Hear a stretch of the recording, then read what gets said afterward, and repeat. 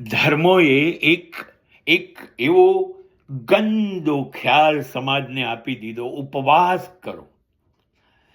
આ મહાવીર સ્વામીમાંથી આવ્યું.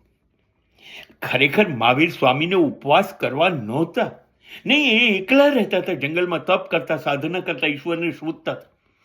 અને એમાં એ ખાવાનું ભૂલી જતા હતા, પાણી પીવાનું ભૂલી જતા હતા. એટલે એ વાત જ્યારે લોકોને ખબર પડી ત્યારે લોકોએ અર્થ એવો કર્યો કે ખાવાનું નહીં, પાણી નહીં પીવાનું, એ ઉપવાસ મહાવીર સ્વામીએ કર્યો તો માટે આપણે કરવાનો નહીં.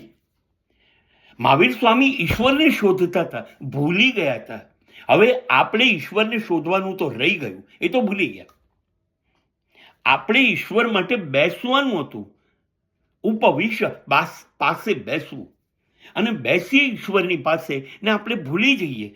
અરે, તારું નામ લેતા લેતા તારી અંદર હું એટલો ખોવાઈ ગયો કે મને ખાવાનું યાદ ન રહ્યું, મને પાણી યાદ ન રહ્યું. આ ઉપવાસ હતા. મહાવીર સ્વામીએ આ વાત કીધેલી.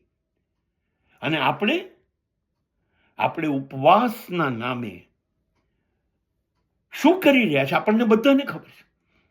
આપણે ભૂખ્યા રહેવાને, તરસ્યા રહેવાને ઉપવાસ કહીએ છીએ. એ ઉપવાસ નથી. આપણો જીવ તો સતત ખાવા પીવામાં જ હોય છે. આ ઉપવાસ કેવી રીતે હોય?